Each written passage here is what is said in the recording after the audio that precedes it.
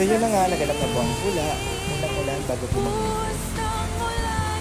Dito po sa bansa po na kung saan po kami iba rin na madalang po ang ulan. At ang mga tao po ay nagsasaya kapag po meron pong ulan na kagaya po.